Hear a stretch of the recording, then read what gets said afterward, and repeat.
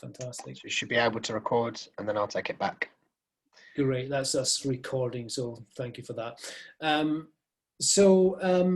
In terms of tonight's session, I think if many of you have been to the kind of local plan sessions that we had previously, you'll be aware of the kind of format of these sessions. We're going to have a short presentation, and then we will have a Q&A session. We will always speak with our cameras on in terms of the panel. If you could turn your camera off, and you will be automatically on mute. Through the discussions in the chat, if you want to if you want to ask your question verbally, then just please put up your hand.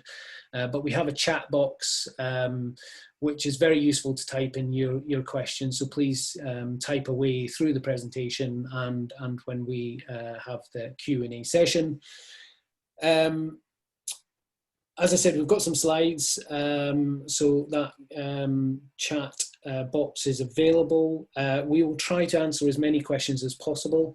If we're overwhelmed by questions and we don't get to your question, then we will try to write an answer to that question, and then we'll post it online. If you have any technical issues, then please use the chat. I see someone is using that chat to discuss technical issues, so that's fantastic. I'm assuming everyone can hear me. It'd be good to kind of acknowledge that people can hear me. That'd be great. But if you get cut off of this session, or if there's any technical issues, then please just try to rejoin with the existing link. If there is a significant problem and you can't get back on, then we have got another session, a public session, later on next week that you can join. In terms of the panel members here, you've got myself, David Syme, who will be kind of chairing the session. We have Tom Atkinson, who is the Housing and Growth Manager. And we also have Monique Wallace, who is the Development Planning Manager, who works in the housing team. So I think we'll kick off with the presentation, if that's okay. We've got about an hour and a half for this session. The presentation should take no more than 20-25 minutes or so, and then that will give us a good hour for the kind of questions. So why is Lucian preparing a small sites SPD, small sites guidance? In effect, it's to respond to the London Plan. So the London Plan, which is now adopted planning policy. Within that London Plan, there's a real push for small sites development across London to contribute a greater proportion of homes to London. And there's a newly adopted policy H2, which has a specific focus on small sites development. So what we're trying to do with the supplementary planning document, which provides guidance, is to guide applicants to deliver high quality and sustainable design. With this new focus from the London Plan, we envisage that small sites are going to happen in the borough, and what we want to make sure is that they happen in appropriate locations and in an appropriate manner. Next slide, Tom. We're also preparing this guidance in the context of our increased housing targets. Many of you will have heard from the local plan sessions about this. Our previous London Plan target was 1,385 homes per annum. The new London Plan target for Lewisham is 1,667 homes, so it's an increase of 35%. And for the first time, the London Plan has a specific small sites contribution, which is 379 homes per annum, which we have to kind of hit. These figures, the overall figures, represent homes from private developers, housing associations, the council, self-builders, etc., who develop throughout the borough. Next slide, Tom. Just a little bit of detail in terms of the policy H2, which is in the London plan. So it directs borough to be proactively supporting well-designed new homes on small sites being below 0.25 hectares.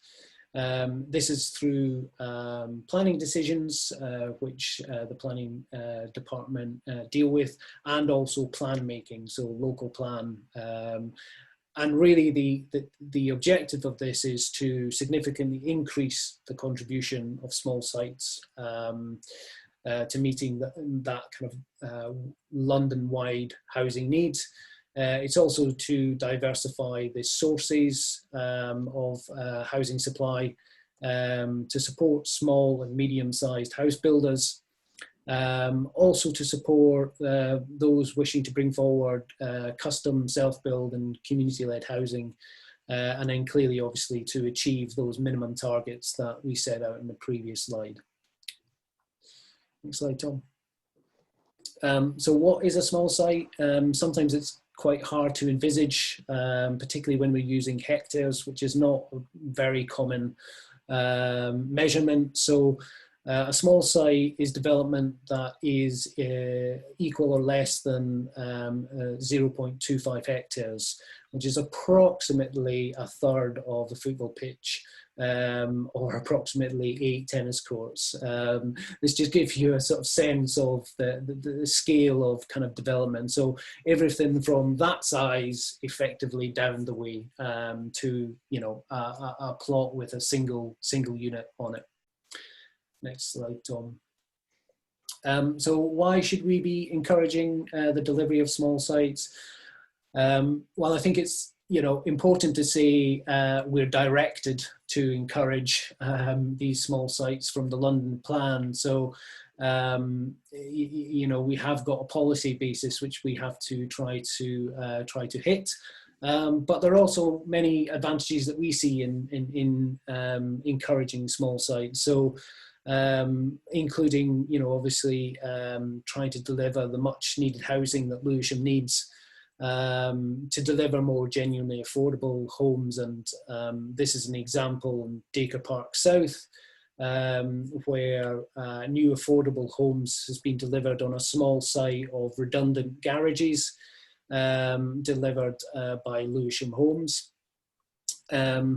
It's also can have a contribution in terms of delivering affordable housing through our new emerging local plan. So for the first time, we are proposing an affordable homes contribution for small sites. So currently, at the moment, sites which come forward with 9 units or less do not need to provide affordable housing in policy terms. We'd like to change that. We'd like to use a sliding scale of contribution. So those who are delivering 9 homes, for example, may have to provide more in terms of contribution and a sliding scale down to the single unit. We also have to prepare for and provide for the kind of the pressures and the waiting list that we currently have. So we currently have 900 families in temporary accommodation. So we need to provide more affordable homes for those. And we also have 10,000 families on the council's housing register. And we also have to prepare for the expected increase of homelessness as a result of job losses after the pandemic. So that's the context in which we are kind of operating in as well. And we also have to ensure that we hit our annual housing targets. The penalties for not hitting our annual housing targets are quite severe now. I don't mean financial penalties, but the housing delivery test, which was introduced by the government, means if you year on year don't match or meet your annual housing requirement, then there is a presumption in favour of development, which means that effectively means that we'll have less control over the type of development that we deliver in the borough. So it can be quite significant. Next slide. We're mindful that it won't all be affordable housing. There will be private developers as well, and small builders. So, you know, we want to encourage a more diverse supply, effectively. So one of the advantages of small sites is that they're not reliant on these kind of large strategic sites, and that provides a kind of diversifying the supply, basically. Lewisham is quite reliant on large strategic sites, such as Timber Yard in the north of the borough, to provide housing. So we feel that that's an advantage. We want to encourage local builders, local developers, thus stimulating the kind of local economy, you know, the kind of local supply chain that could be stimulated, for everything from local building merchant to you know, window companies, etc., etc., and hopefully create jobs through this as well. Obviously, we want to diversify design, which is a key kind of aspiration of Lewisham. Good quality design, which responds to the kind of context and character. And we also want to optimize the use of existing complex and unusual spaces as well. Tom? And finally, just in terms of the benefits that we see, it's about supporting our communities as well. We feel that there is an opportunity to increase the density and critical mass within some of our suburban areas. And that would have the advantage of supporting local services, supporting local centres, you know, more people meaning more spend, etc. We want to encourage self-builders and co-op housing to develop in private and public land. And we want to help coordinate the delivery of infrastructure, particularly within the south of the borough, where it doesn't necessarily have large strategic sites. You know, how can we collect the sill from these smaller sites and provide then meaningful delivery of infrastructure to support that growth. And just to give you some examples of where we've done this, or where developers have done this in the past. And you know, everyone will have their own opinion of the style of these, of how successful they are. And we wanted to show a few of these, really to kind of, you know, get some debate and comments on them as well. This is a development in Telegraph Hill in the conservation area. These are kind of before and after. So before, there was a series of garages which were a constant threat of antisocial behaviour. There was fly tipping there, and a private developer came along and proposed a sustainable eco house on that site, thus, you know, providing additional housing while solving an issue of antisocial behaviour. Next slide, Tom. This site in Sydenham High Street is a slightly larger small site, an infill development comprising of 15 flats and houses, including the delivery of affordable family homes. It's a gap in the high street. The architects picked up on the kind of style and form of the existing high street buildings, the kind of gable ends projecting within that kind of row of development, and brought forward, as I said, 15 flats and houses, commercial space fronting the high street in a relatively successful manner. Tom? Spedwell Street in New Cross, around that area, Again, some poor quality land, which was kind of used for informal. Someone's suggesting it's Deptford, so if it is Deptford, I do apologise. Informal parking area and some scrubland there. And that was taken on and providing 6 homes that overlooked the kind of space. And what we also achieved through that was a contribution, a financial contribution to the public space to improve the planting in that area as well. So there was a kind of a dual benefit of that scheme. Tom? And then finally, the final example that we're giving here is Dacre Park North, which was again some vacant garages on existing council land, and we developed 5 mews houses delivered by our development partner Lewisham Homes. Provided family housing for people on our council waiting list. Next slide. Just in terms of what is a supplementary planning document, SPD, so it's important to say that SPDs do not make new policy.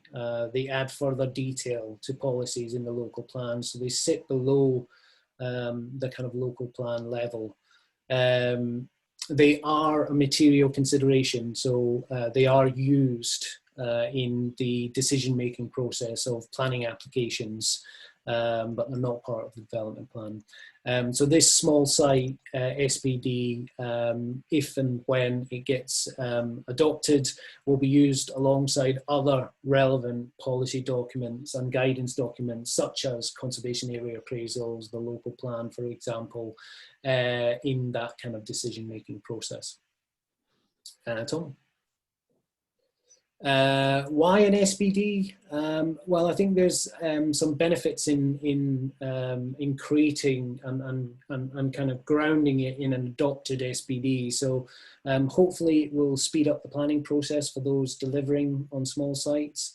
We want to ensure that as the kind of planning authority that we are delivering consistent, high quality advice, and the SPD will aid that. Ultimately, we want to ensure that we are delivering high quality homes that respond to the character. Now, responding to the character may be, and you know, again, we can have a debate about the architectural style, but there are ways to respond to the character in a traditional sense, and there is a way to respond to the character in a contemporary sense. But you know, what we're mainly concerned about is high quality homes. We want to provide confidence and certainty to our local builders, our self-builders, to come forward with small sites and help us deliver more homes. We want to demystify the development process. So a lot of the guidance within the document is about how the planning process works and what you should do through that process.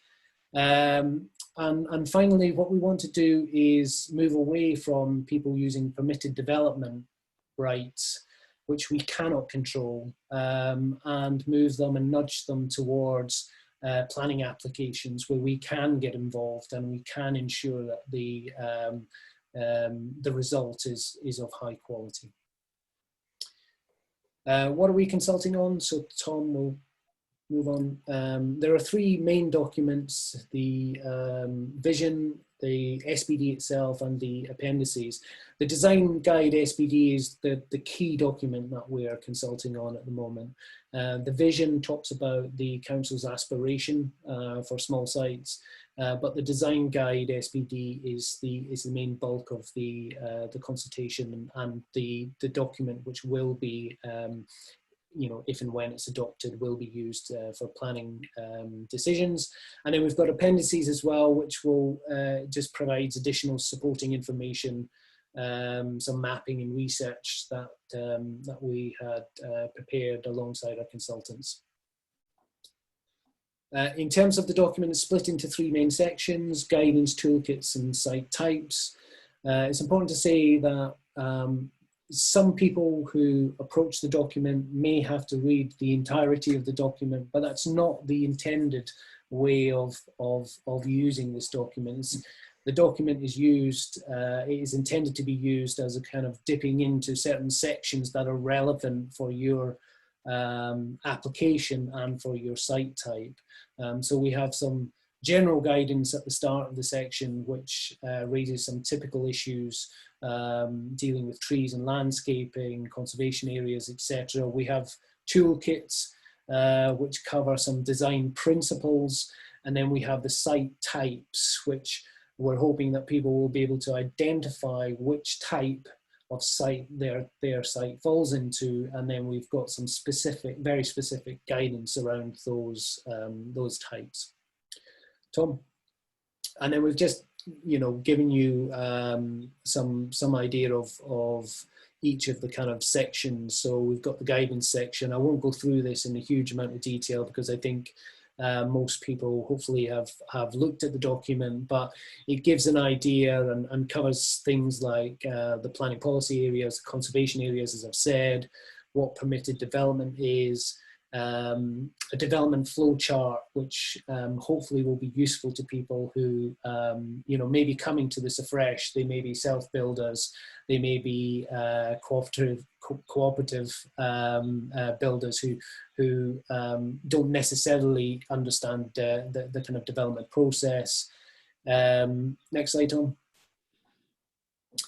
The toolkit section, as I said, gives kind of design principles. So this is about, things like the green toolbox. How do we make things more sustainable, more green? Looking at the space inside and out, the advantages of developing your own land, the advantages of developing in a group, for example, sustainability, mixed use development, those types. And what we've tried to do is make these sections fairly visual, as well as some of the guidance and the text that's required.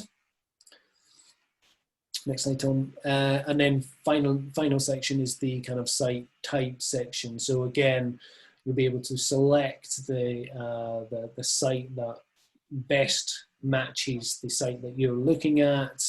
There's a number of these site types which relate to the adopted development management plan policy DM 33. 33, thank you, Tom, and our kind of description of the sites there, and then you'll be able to find specific guidance on those types. So I appreciate that was a kind of whistle-stop tour of why we're doing it and what we're doing, but what we'd like is for your kind of feedback, some comments on the document itself, some comments on the aspiration, any questions about if we've missed anything, if things could go into further detail, would be very welcome.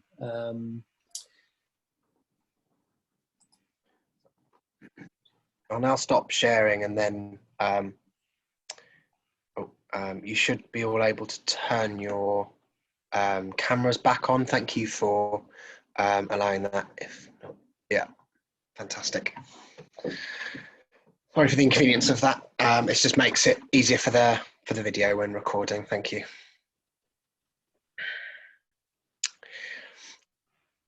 So what we'll do, if you raise your hand, then I can unmute you, and you can ask any questions. We can start with the first question that came up here, which is, Barry, would you like me to read it out, or would you like to explain it a bit further yourself? I'll offer you to unmute there, Barry. You can read it out. Okay. So why is SPD not stronger on low energy heating by requiring use of non-fossil fuel heating systems such as heat pumps? Currently, developers are not taking this seriously for many SSDs. Yeah, maybe I can pick that up. As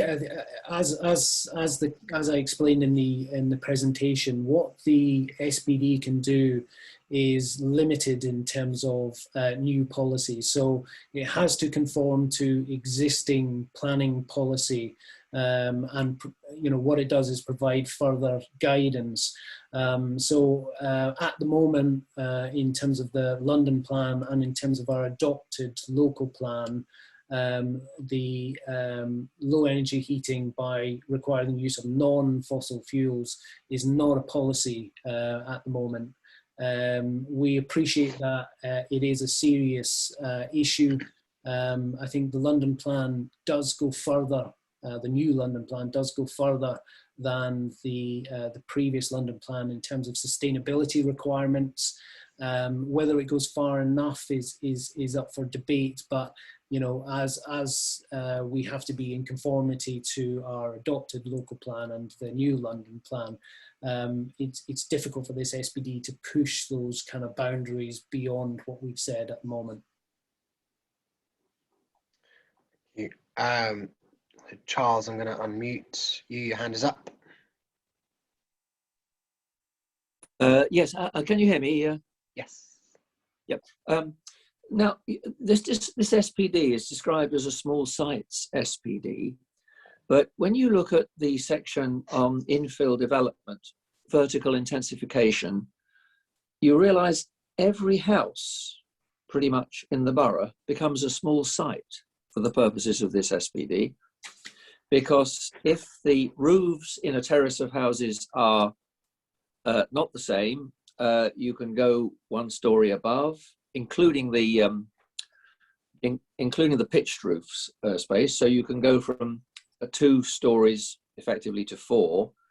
And if you can persuade 3 neighbours at least or more to build on their rooftop, even if you're in a row of similarly tall houses, you can turn the whole street effectively into a bunch of flat roofs. The implications of this for the borough strike me as being enormous. Well, the traditional idea of the sloping slate roof could make way to flat roofs all over.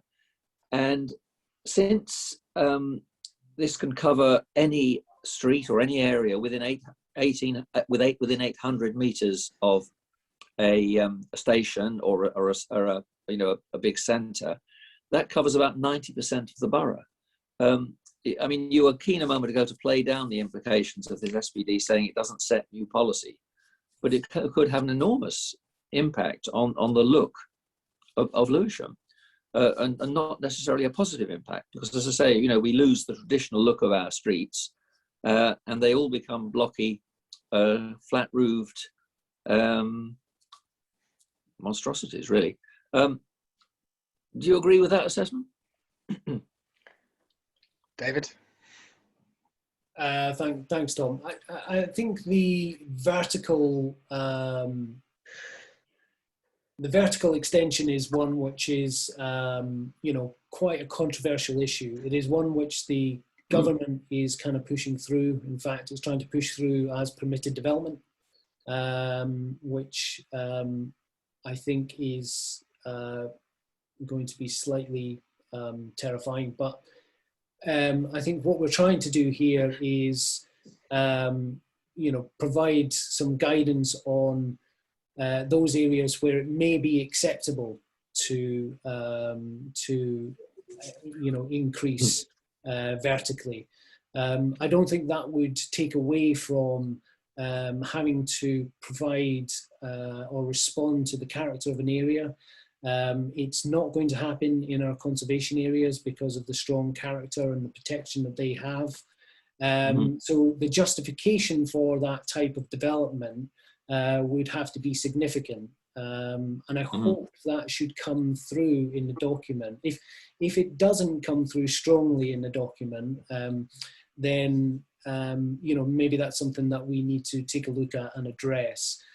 We do not see vertical intensification being appropriate throughout the borough by any stretch of the imagination. We think that there may be limited opportunities to achieve that, in certain conditions, but we certainly do not want the borough to be turned into kind of consistent flat roofed 4-storey development everywhere. So I think, those are the types of kind of comments and questions that we, very much value in the kind of consultation. If that isn't coming out strongly enough, then we need to probably go back and address that. I think it's to add to that, that we had a lot of difficult discussion as how we entice people to not go down the permitted development route and to make sure that applications come through planning so we can have those sort of discussions. And I think there's a difficulty obviously with the simplicity of some of the diagrams, and I don't think there's an intention of sort of like I said, making a lot of flat roofed developments, and that we would want, where sort of sensitive and where appropriate, these to come forward and match the sort of character of the existing streets. We have a lot of streets in the borough where you've got sort of 4-storey Edwardian terraces next to sort of 2-storey 1950s sort of post-war infill, and it's those sort of streets where there's a little sort of, where there's less consistency, that we think it's much more appropriate. And again, this is one of the things we hoped it would come through a bit more, and if it hasn't, that's really good to hear, so we can sort of work on that. Thank you. Thank you. So I missed a question from Mary. Sorry, Mary. Let me ask it. So you mentioned you consider best use of land in terms of topography, geology, natural drainage, etc. There is a reason why some areas aren't built on, and a reason why trees do so much better on high ground. Would you like to elaborate on that question at all? Yeah. Basically. There are a lot of areas, garage sites included, that are there for a particular reason. And sometimes because of record keeping, and because sometimes, local knowledge has left the certain departments or certain areas, there might not be the folk memory as to why those garages were built there rather than houses. For example, near me, there's an underground stream underneath one of them. So any excavation work to build foundations for a house would be tricky. And similarly, trees, where, to build even small sites, back garden developments along high ground, with established trees, some of these trees being decades, in some cases hundreds of years old, to replace them with trees in less suitable areas, saplings in less suitable areas where they won't do as well, or are planted as street trees that will never be able to reach their full maturity. It seems to me rather short-sighted. When you look at the Greater London Plan of 1944, which was, as you know, largely written before that, in those days, when there was no certainty at all who would even win the war and that we would be rebuilding London, it was very much the sort of starting point as to what is the best use for that land, for the geology, the topography, the drainage on that land. And certain areas were set aside, maintained for the established trees. And I fear that that's just being not really taken into account here, possibly because the sort of developers who are looking for these small parcels of land, they don't know the areas. They're maybe looking on Google Maps, or having a quick visit. They don't really appreciate the topography, really. So I'd like to see zoning in that sort of area, ground use, brought into more. I think it's it is a very relevant point, and I think there's a number of questions about these kind of green spaces or trees and small sites. And you're absolutely right, you know, small sites tend to be you know, quite complex. They tend to they do tend to have some planting on them, whether that's informal planting, you know, scrub, or, you know, but they do have a kind of value. I think the difficulty for us as a planning authority is that there is definitely a balance to be struck here. There is an undeniable need for new housing. There is a huge waiting list of council homes, of people on a register for council homes, 10,000. There are people in temporary accommodation tonight that we need to build houses for. But also in a wider sense, you know, London has got a kind of housing shortage for many people across the kind of social spectrum. So, and we are, as a planning authority, being directed by the GLA and by the London plan to encourage more small sites being developed in the borough and have a specific target. So it's very much about, you know, that balance of decision. And I think what we try to do in the SBD, and, you know, again, we welcome the feedback, but we try to kind of recognize the importance and the value of some of the green landscape and infrastructure, and to try to think about that at the very start. And it's one of the main principles that we've got up front in the document. Think about the kind of mature landscaping that you've got, and how can you work around that mature landscaping. Now, that might not be possible for every site, but if it's not possible for every site, then what is the kind of mitigation measures that you're putting in place? But I think what I want to say is that this housing on small sites is going to come to the borough because the London plan is telling us that it's going to come to the borough. So what we want to do is make sure and ensure that it's kind of high quality. Now, if those sections on green infrastructure you know, are not strong enough, again, please let us know and tell us your opinion and what we should be saying in there, and we can consider that.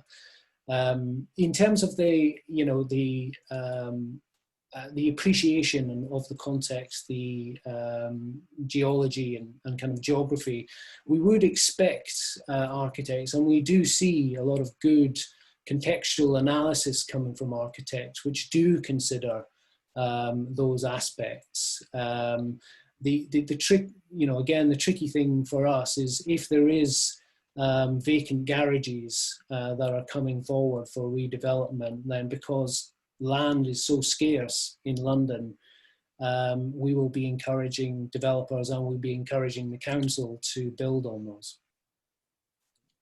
Monique, did you want to add to that answer? Yes, I just wanted to, good evening everyone. I'm Monique Wallace. I work in the strategic housing team, so we work with Lewisham Homes in delivering some of these small sites. And I think I just want to reiterate David's point about that there is a housing crisis, and we have 10,000 people or families on the council's housing register, around 900 in temporary accommodation. We need to find homes for these people. And as a council, we also have land. We have lots of land that we're not using as efficiently and as effectively as we can. Now, complete agreement with David and the points you raised about the quality of it, but where we, on balance, think that the land or the space that we're building on isn't of great quality or isn't of great use, such as garages, we're trying to discourage parking. Once we've done our surveys, making sure that the land is suitable, then we're going to find places to put new homes, and new homes on land that we already own. The cheaper the development costs, i.e. without having the cost of land in, the more affordable housing we can deliver. So the first port of call is finding the best spaces to deliver those new homes, which we can deliver as many as possible, as if we reduce those costs of needing to purchase more land to put these homes on. Yeah, but I do think I obviously haven't made my point very, very well. It's not. It's where these sites are being proposed in some cases. In some cases, you're proposing sites that you're even acknowledging have drainage issues. So in the long run, they're going to be more costly than actually zoning and thinking about land that doesn't have those problems right from the outset. And as I say, protecting the mature trees that are in many cases our buffer from central London and from the levels of pollution that you have inside the saucer, as it were, of central London.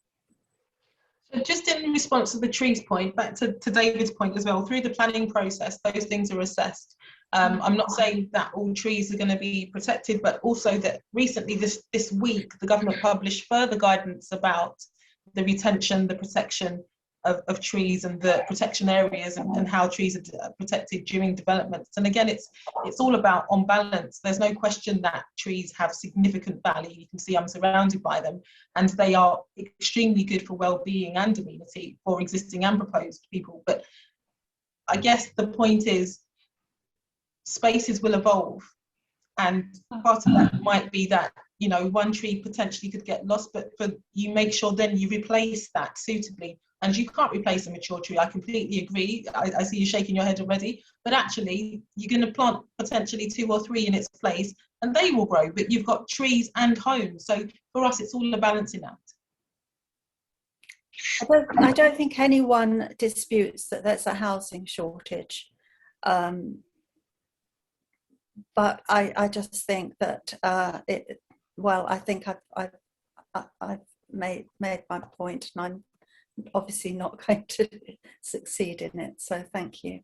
What I'd welcome is, this is why we're having the consultation. We'd very much like to hear your response and your formal response in writing and stuff. And then, the consultation process means that we pull all of these comments and questions together, and then we have to respond to those in a proactive way. So, we do value the comments and the questions and queries that we're getting here. Yeah, thank you. There was a kind of related question, I think, about from Jeffrey, which we might want to pick up on as well, about the council's decision to build on existing council housing estates, preempting this consultation on the SVD. So I think, what I've stated in the presentation, this SBD, I think we discussed this SBD around about 2.5 years ago, and it was very much in response to the kind of noise and the suggestion coming out of the GLA that the small sites policy was going to be front and centre of the GLA's approach to delivering more homes in London. And that is why we felt there was a need for us to prepare an SBD, and we secured some funding through the Home Building Capacity Fund from the GLA to respond to that. So, this SBD is not directly related to the council's decision to build on existing council estates.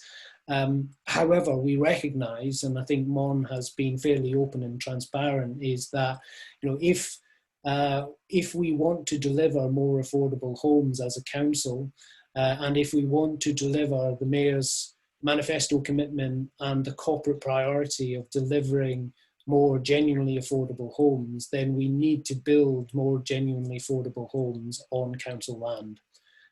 It's the only way it stacks up for us as a council. So that will be looking at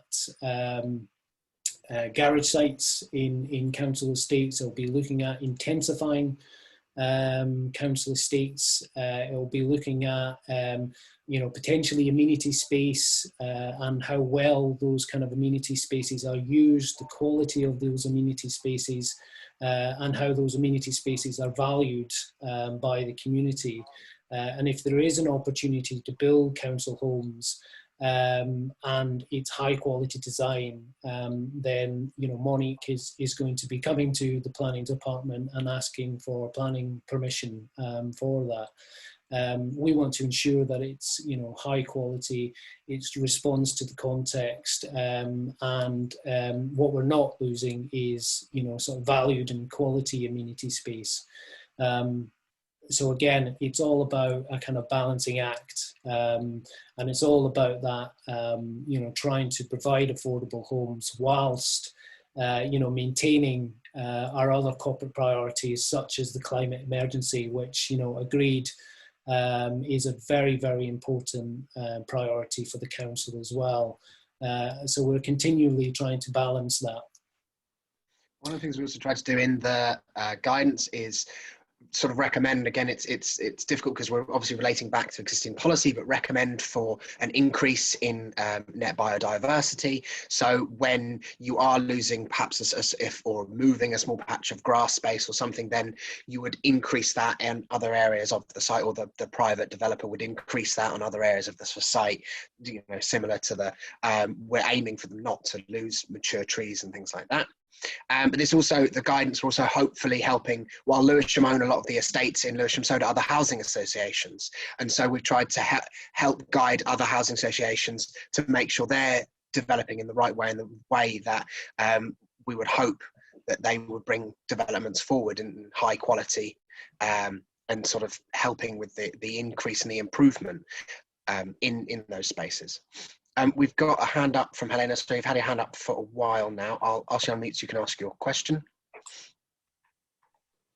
Thank you. Yeah, I mean, my question relates really to what Mary was asking as well, and also which you've just alluded to there, which is that how do you measure whether green spaces or amenity spaces are surplus? Which I think I've seen that mentioned in the document, and I don't really, it's kind of the sort of thing that people, the planners might say if it's convenient for them for it to be surplus so that they can develop it or whatever.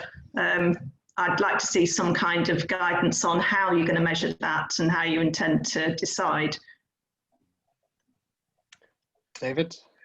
Yeah, I mean, I think that's a good suggestion that we could elaborate on in this SBD. I mean, the process that we go through at the moment in terms of the planning authority is that we will very much ask the developer to demonstrate the kind of value of that amenity space, and demonstrate that there has been a consultation process, and demonstrate that the existing amenity space around, whether it's kind of council housing or whether it's private kind of housing, is sufficient to provide for and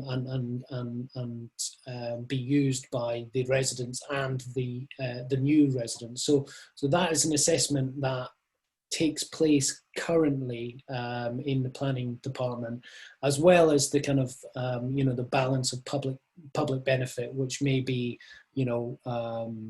additional uses, community uses, etc. It may be affordable homes, those types of things.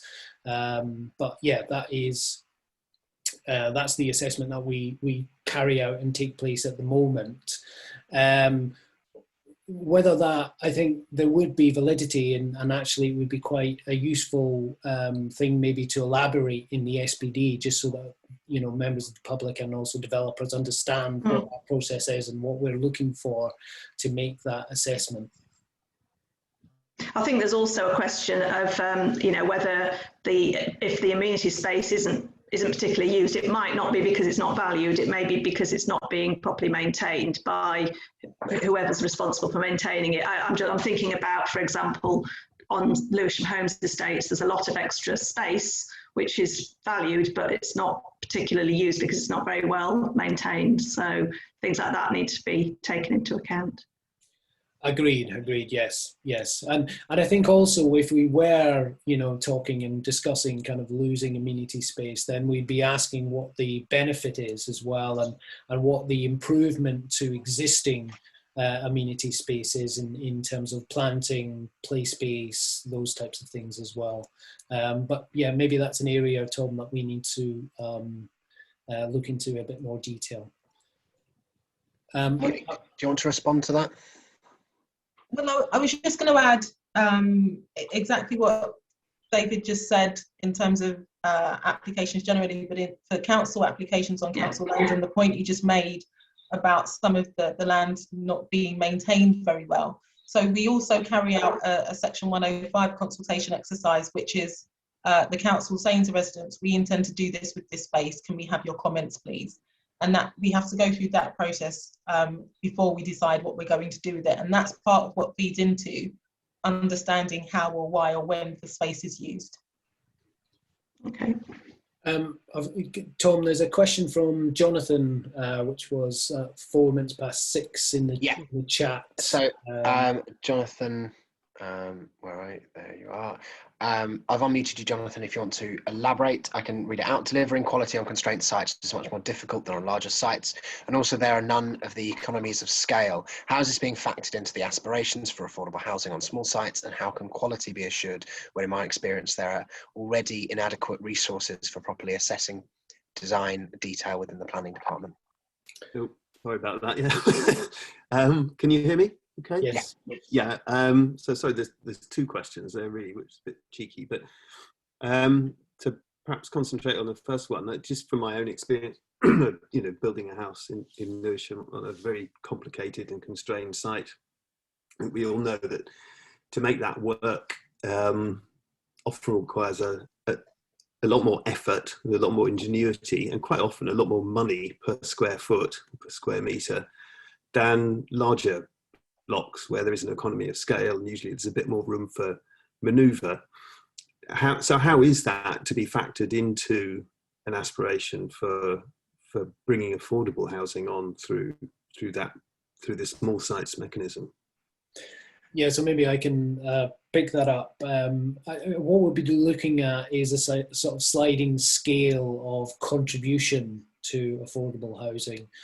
So not necessarily developing the affordable housing on the small site, albeit we would welcome that. But given that small sites and minor applications don't need to provide affordable homes at the moment, what we're thinking is a small sites contribution and a sliding scale. Now we've run some viability assessments, and we've made some allowances and factored in a sort of a significant increase in build costs, because we do appreciate that these sites are complicated and complex, but we through the work that we did with our viability consultants, we are confident that there can be and it is viable to have a kind of contribution to affordable housing, which would then be used by Monique and our team essentially to build affordable housing elsewhere. As I say, that would be based on a sliding scale. The nature and the scale of that contribution has yet to be agreed, but we will, as part of the new local plan, we will have to demonstrate quite rigorously that that is a viable option. So we'll be working that through in due course. There's also that would apply to solely to private developers. It wouldn't apply to housing co-ops or community land trusts, or because they're in the business of delivering their own affordable housing. Exactly. Yeah. There was the discussions early on about the sort of stopping the 9 home developments that developers bring forward quite often on sites that are perhaps capable of achieving or capable of housing more homes, and making sure that we're sort of strongly recommending for the optimizing of a site where that can benefit. And there's also things that we do in the council internally where we help, for example, registered providers access grants for delivering affordable homes and social homes. And often that's sort of grants from the GLA, which we also benefit from, enabling us to build more affordable housing. And we're sort of trying our best where that's possible to deliver affordable housing on these small sites. So working with other registered providers like Phoenix and London and Quadrant in the borough, to deliver more affordable homes for our residents and help with those sort of waiting lists. We'll go down the questions. We've got another one at 604 from John Wood. I'm unmuting you. John, you said, why can't SPD policy statements offer guidance about the relative importance of heritage aesthetics versus energy conservation and accommodation upgrades?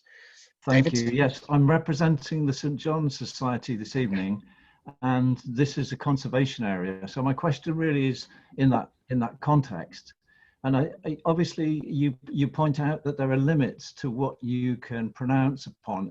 You know, you can't insist on certain things happening. Nonetheless, it does seem to me that there are certain things that need clarity, that some of the discussions about conservation seem to be very antiquated. We haven't really sorted out, or sometimes we find people in this area almost dealing with the notion of heritage as almost like an equal to, or a kind of binary choice between heritage and conserving energy, conserving the environment, climate change, and so on. And I just think that it would be helpful if you could build into your policies some guidance around this question, because we've already had one discussion from Mary this evening, which relates to, in a sense, the cheap housing, but the question of communities need to have a kind of longevity and a sense of that, which I think is not just a question of visual amenities. The green policies are to do with making sure we actually survive. So I don't know if that makes sense. So seeing heritage and green design criteria as separate is really what I'm talking about, and some guidance would be helpful. After you, David, sorry. I was just going to pick up on the point about the kind of conversion of houses and the accommodation upgrades, energy conservation versus kind of heritage. I think there is some very good guidance out there by Historic England at the moment, which deals with this particular issue about how you sustainably upgrade your house whilst retaining the kind of heritage qualities. And there are means and ways of doing it, whether you want to provide a kind of additional accommodation, or you want to kind of improve the sustainability of your home. So in the draft local plan, not specifically this document, but in the draft local plan, we do make reference to that guidance, because I think that is ultimately the best guidance that is out there for that particular kind of balance, I think. We tried hard with the guidance to not replicate other guidance that was out there and point where possible to, for example, we have great character appraisals for the conservation areas in the borough, and this document sits sort of alongside those to make sure that people look at those, because those are incredibly important for each of those areas. I think what I'm pointing out is that it's a very inexpensive option to encourage people to build mansard roofs. And then often other people just simply see that as a kind of visual issue, and in my view, a very misguided one in terms of the heritage of the planning of the original build quality, for example. So there's a lot of very big confusion out there that needs some guidance. Yeah, I think because this document as well is only for where there's new sort of housing brought in, and so where things relate to alterations and extensions, obviously we link back to the alterations and extensions SPD, and again, if that's not clear enough, that's good to hear that we'll sort of make that clearer So thank you. We're still in the comments. I know, Barry, you've had your hand up for a while. We've got one from Viv saying, I couldn't see any mention of encouraging prospective developers to do pre-apps with a local amenity society or RA or neighbourhood forums. David? Where are you? Yeah, I mean, I'm not sure. It's a difficult one, this, because essentially what we're trying to achieve and what we're being encouraged to achieve by the London plan is to speed up the process of small sites. But I can see the value of sort of consultation with kind of the local amenity societies or the public as a whole, basically. But there is no requirement. There is no national requirement for that, and therefore, you know, we can't insist on that. We might suggest that, you know, or encourage that, but there is no requirement for any developer of a small site to do that.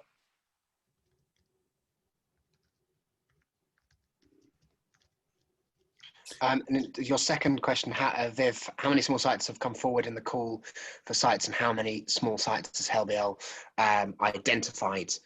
I mean, that's something we're currently working on as a team, me and Monique, with finding where there are small sites that the council can develop, but we haven't done a look at the borough to identify small sites. We are sort of, I guess, waiting for them to come forward by self-builders, landowners and private developers.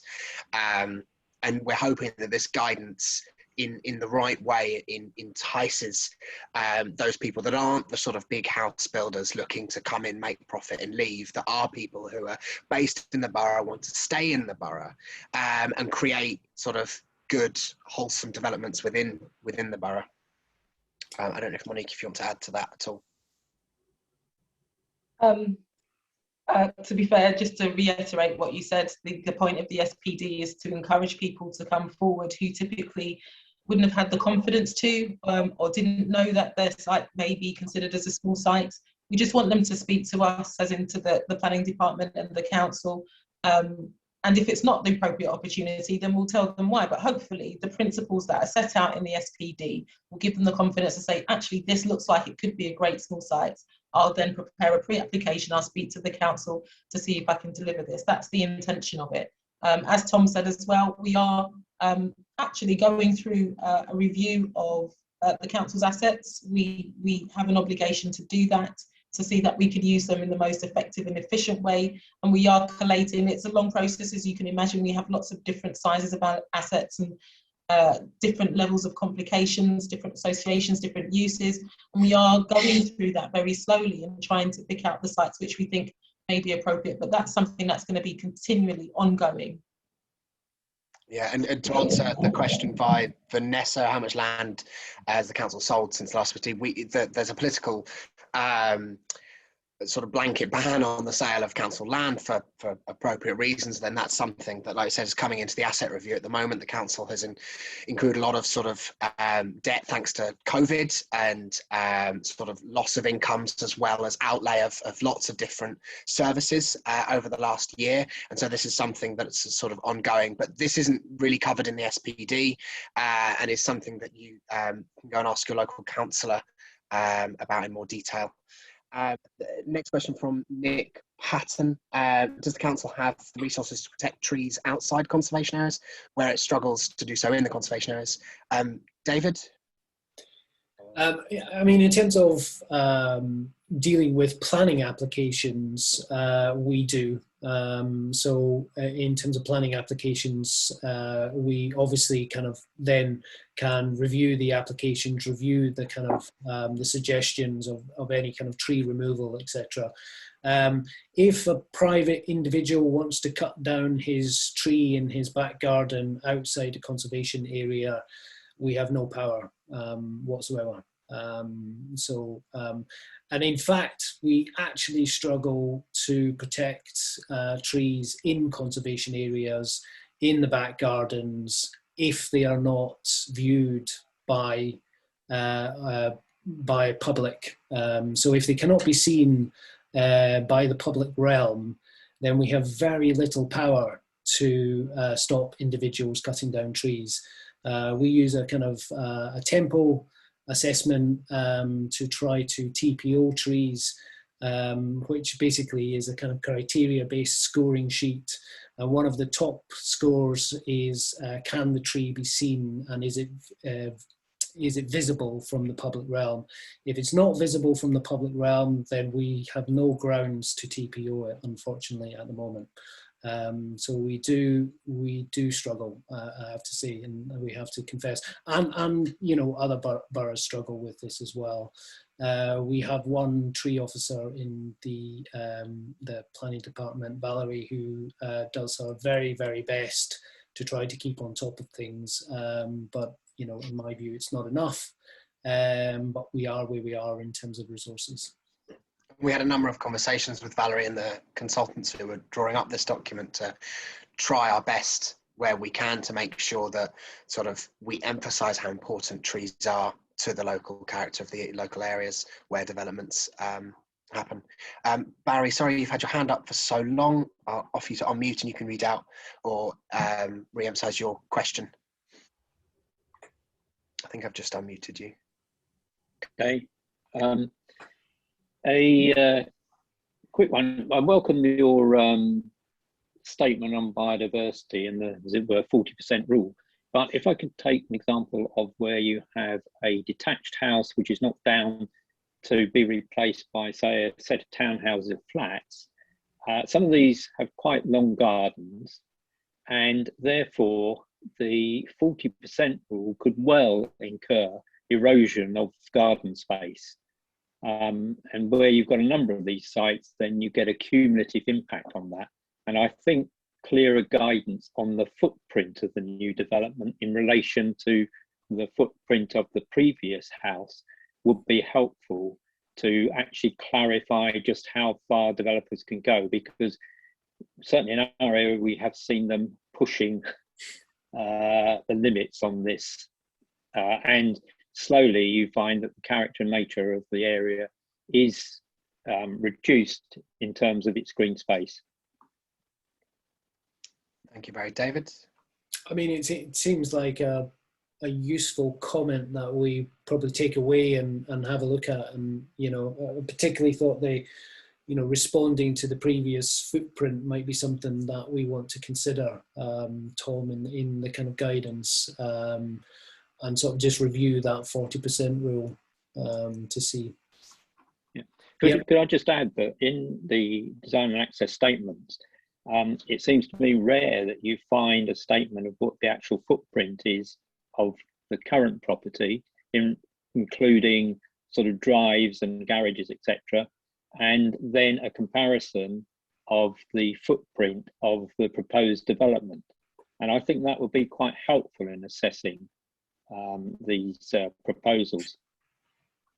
Yep, that's quite a good suggestion, Tom. You taking notes of that? I have written that down. Oh, it's also worth reiterating when comments that you have, it would be fantastic if you can input them in, and I'll say this again at the end, if you can input them into either the commonplace or the citizen space, so then definitely make sure we don't miss them. That would be really great. So there's another question. Thank you, Barry, from Nick. Is there a public record of council-owned land that might be available for development that can be shared?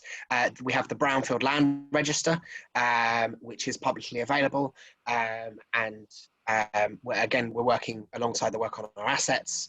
I think we've just lost Monique's still there. Alongside the work with our assets and looking about that, but nothing other than the Brownfield Land Register currently. Mary, you've got. Sorry, just to interject there, Mon, is that the case? Is there no public record of public-owned land out there? Oh, it's being developed now. It's being worked on now, so it should come out. I can only ask you to watch this space. If you want to send me an email, I can let you know when it's available, but it is something that we're working up now. We're working with an external company to basically cleanse the data and to make sure that everyone who should have access to the level of data would have it, and the council officers have different data. But it's something that the council is obliged to do, and we're working on delivering that. Great. Also, the GLA has live access maps of all of public owned land in London. You can access through the GLA's website that are very useful to see where there's land near that might be owned by, and that's whichever body. So that's also TfL, National Rail, and other boroughs as well. So, sorry, Mary, quite a long couple of questions. I'll unmute you and you can ask them.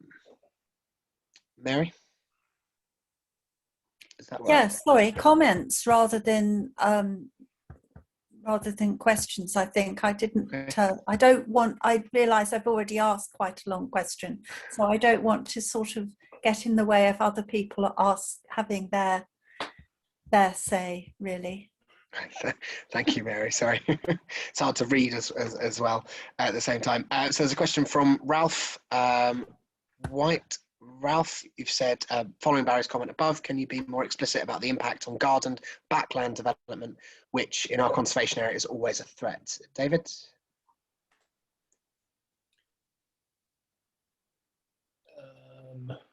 Sorry, Tom. Sorry. Can you just read that again? Sorry. Yes. I don't know if you want to elaborate, Ralph, but following Barry's comment, can you be more explicit about the impact on garden and backland development, which in our conservation area is always a threat? Yeah, so I think we need to distinguish between garden and kind of backland kind of development. So as I said, the SBD builds on our existing policy, and our existing policy is fairly strong in resisting traditional garden development, which is the kind of back-to-back garden development that we see in perimeter blocks.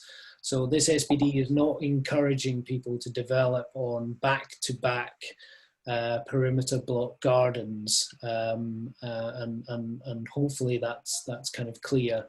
There may be opportunities for development of garden land which is adjacent to a Mews street, adjacent to a public street, adjacent to a car parking area, etc. But what we're not envisaging is the kind of the houses in the back of people's gardens immediately adjacent to another back garden. That is not what we want to deliver here. In terms of backland development, what we see is a lot of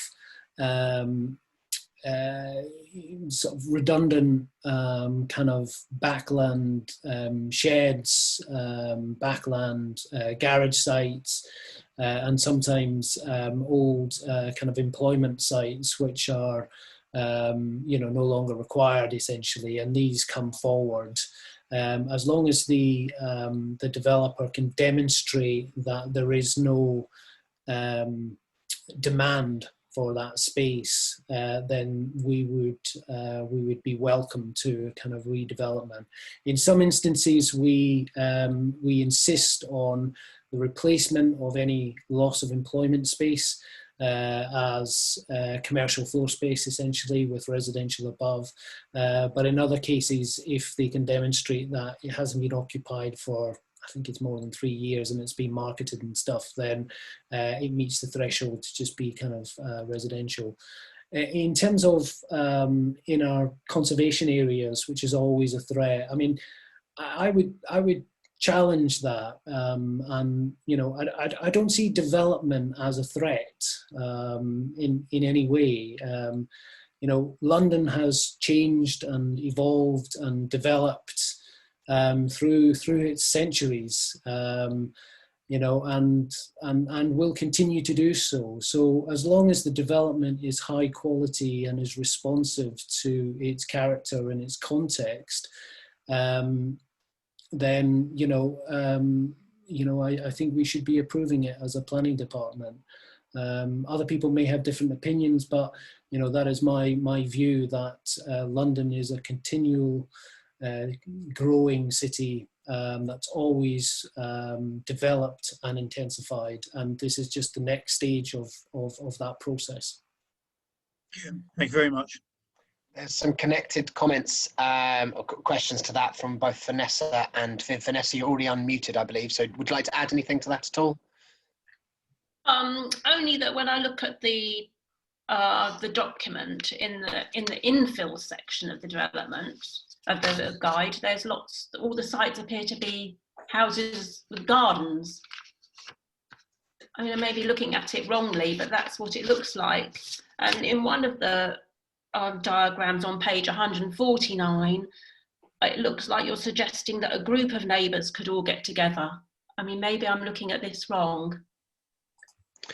Yeah, that is one of the suggestions of bringing forward sort of groups of people. So I guess they can have a bit more power in making sure the development that comes forward is what they would be happy with. And one of the things, so the consultants alongside us went through quite a rigorous process of sort of trying to assess the character, working with the characterization study and looking at the borough, looking where there were plots of land that could house more homes. And one of them was this, like I said, this infill site where there's a lot of garages and parking spaces. And it's the intention of those where they're possible to have homes on them, and obviously that then requires a sort of sharing of the garden amenity space. And we'd hope that that wouldn't be unscrupulous developers coming forward and buying up sort of amenity space of residents. That would be more that you'd have homeowners bringing forward development. And that's one of the things we're really trying to push with this SPD, like we said, to diversify who brings sites forward, but have homeowners in the borough who have more of a stake in the borough and the future of the borough bringing homes forward. I think the distinction, yeah, the sort of distinction that we were trying to make is, if your garden has a frontage onto a street or a garage onto a street, then that seems like an appropriate place. What we're not trying to encourage is the kind of the back-to-back garden development as we've set out now. Very keen to hear people's views, whether we've pushed it too far, whether we think some of the typologies wouldn't be acceptable, and then we can take a view on that. We have our own kind of views in terms of, I certainly don't want to see development in the rear gardens of a perimeter block. I think there are some other local authorities that are pushing forward with that. Croydon, for example, are pushing forward with that typology. We haven't included that within this SPD because we don't think that's a good solution. But if there are solutions or typologies in there that you think have kind of overstepped the mark, then please, tell us, make us aware of that, and we'll consider that. So, sorry, can I just come back? Yes. Would it be possible to make that a bit stronger then, that you're not looking at the perimeter block? Yes, if it's not clear, then I think we should definitely just really kind of make that explicit.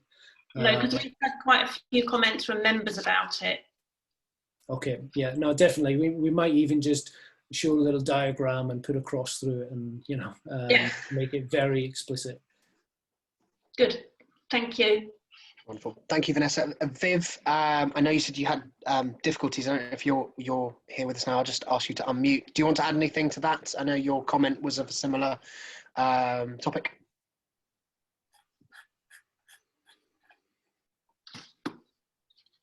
Oh. Shall we just pick up the question? Yeah.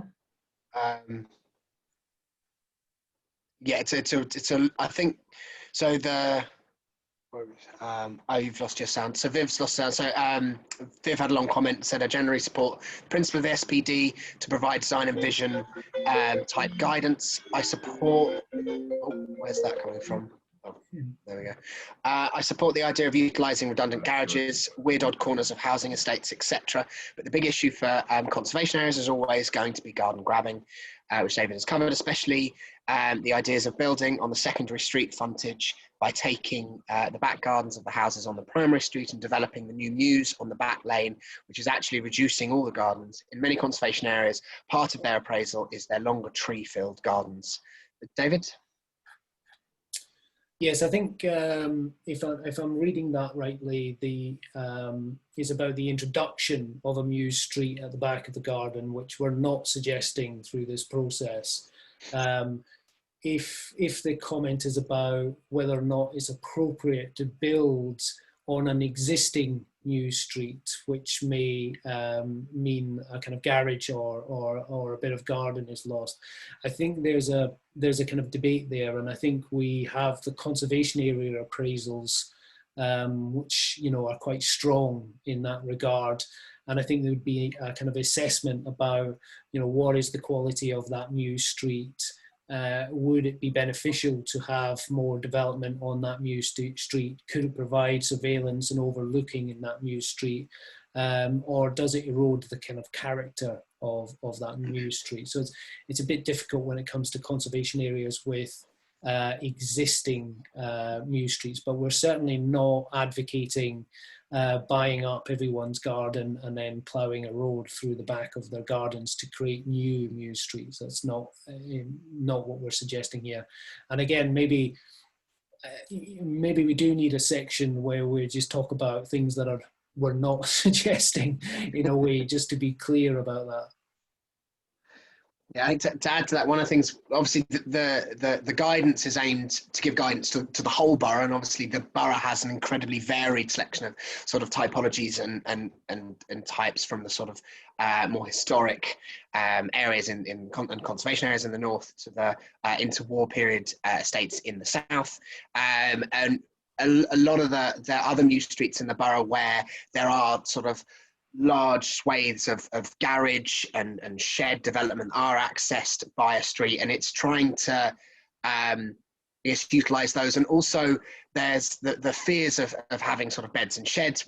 We don't have too much of a problem of that, I'm aware, other London boroughs, but also if we can create guidance where people are coming through the planning process, we can hopefully stop or aim to sort of raise the bar so we don't get those sort of beds and shed type developments. So I have no other questions. You, Helena, you've still got your hand up. Is that, I don't know if that's from earlier or if that's another question. Okay, I'll lower it. Thank you.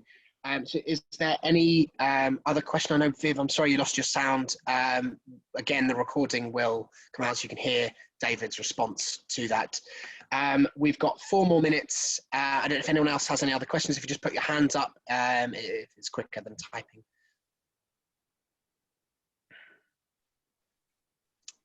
No? No. Oh, yeah. Mary, I see you've put your hand up. Where have you gone? On the... There you go. You should be able to unmute now, Mary.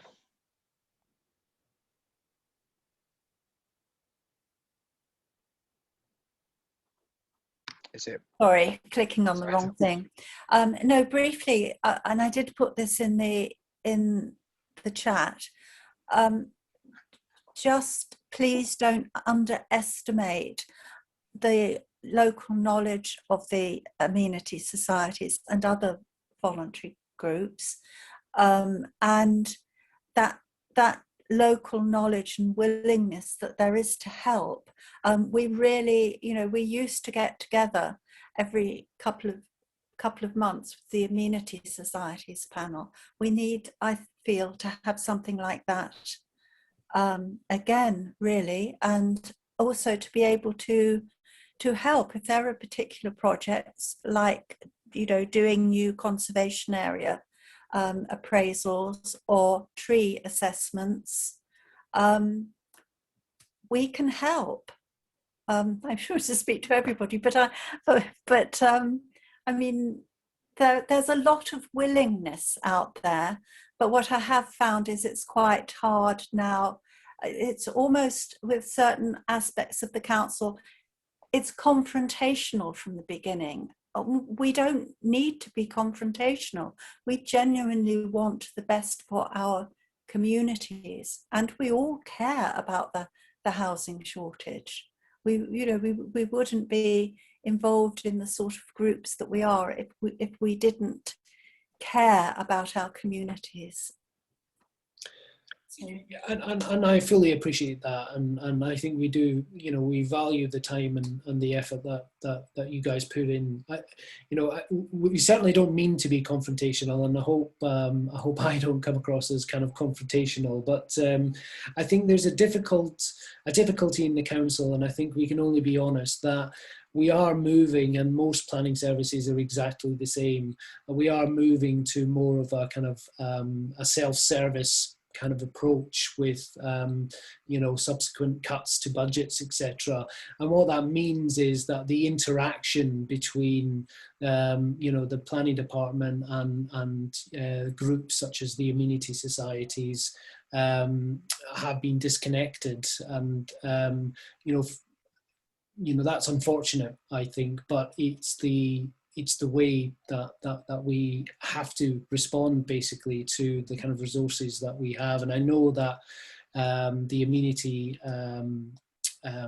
society meetings that used to happen on a regular basis were very much valued, but the resources involved in preparing for those meetings and holding those meetings by the council was considerable, and a decision was made that was unsustainable. So it's very difficult, but we do, we just recently, or not recently now actually, because we're kind of COVID got in the way, but we were progressing with our conservation area appraisals. We had adopted 2 conservation areas, one of which was prepared by the kind of groups and submitted to the council, and we were seeking to progress that proactive conservation work, and thinking about ways in which we could get groups involved in helping us update and prepare appraisals that we don't yet have for conservation areas. That was slightly scuppered by the COVID pandemic. We've had officers redeployed. We've had 1 conservation officer redeployed now for 14 months, helping the kind of the COVID effort and stuff. So we are very much, just responding to kind of applications and listed building applications at the moment. But I do hope that once we emerge from this, we can get back to that kind of progressive conservation work and actually involve the community and groups with that kind of preparation. Thank you, David. We have run over time now. If it's okay with David and Mon, we can stay till 5 past and hopefully answer these 2 questions very quickly, if that's all right. So, Charles, I've just hopefully asked you to unmute. If you could answer your question for me. Yes, just very briefly. Clearly, this is a meeting for conservation and amenity societies, and we appreciate that. But when I read these documents, I see no mention of conservation and local amenity groups in the list of stakeholders. There's purely a reference to developers and people who might want to develop this land. It would be reassuring if you were able to write into the document formally that groups like us are stakeholders too. A point that Mary's just been making. If we're not in there, it's easy to ignore us, certainly on the part of the developers. So I would just ask you to, if you would, to insert us into the documentation formally. Thank you. I think that's an oversight, actually, on our part. We'll put that in for you. Thank you, Charles. If you make sure as well, if you can write that in a comment on the citizen space or the commonplace, just to definitely make sure we get it in, but I've written it down and it'll go on the meeting, the minutes that I write up. Thank you. Okay. Sorry, last question, Diana. I'm going to ask you to unmute, and you can ask your question. Has it worked? Apologies for a cold, but I think I do think it's a question of trust. We have seen Lewisham overdeveloped, and yet you're telling us there's 10,000 now on the housing list. What, out of interest and context for trust, what was the housing list before the Lewisham developments? Has it reduced it or not? And I think that would echo perhaps one of Mary's comments about the S106. But can you say, before Lewisham development, what was the housing list? What is the, and you're saying now it's still 10,000. What was it before? Has it reduced by the large-scale developments that's been agreed by Lewisham? I mean, I can't give you any definitive answers. We can go back and have a look at that. That would be wonderful. Thank you. But I suspect, like every London borough, the answer is probably no, because demand for housing and demand for affordable housing has increased year on year. You know, and you know, the affordability of homes has obviously increased as well. So that is where we are. So I suspect we can go away and have a look at that, but I suspect that the answer is no, it hasn't reduced the housing because of the housing crisis and the pressure that not only Lewisham but every borough in London is facing at the moment. I think there's also difficulties with some of the development that has come forward in Lewisham by private developers, where Lewisham have pushed back to try and get more affordable housing, and the borough and the planning system hasn't had the power to push for more affordable housing. I mean, I haven't been in the council that long, but I know Convoy's Wharf, for example, was allowed by the then mayor at the time, despite the planning trying to get more affordable housing, and there isn't enough affordable housing, of my opinion, in that development, and that is typical of developments. A lot of those town centre developments started such a long time ago when the resource in the council was a lot less than it is now, and I guess the power and understanding to push against developers' viability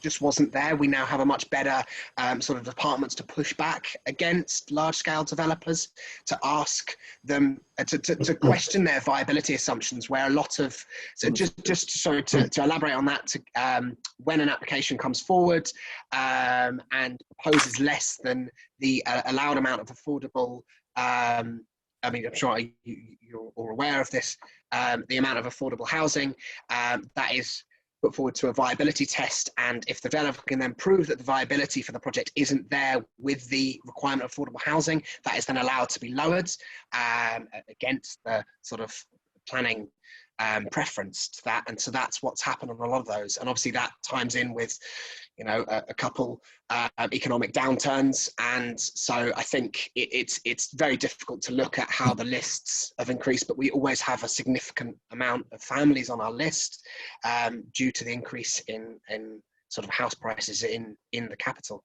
and it's a constant difficulty, and this is why we're trying sort of everything we can, building on large sites, looking at small sites, trying everything to keep the character of the borough, but also to house those vulnerable and low-income residents.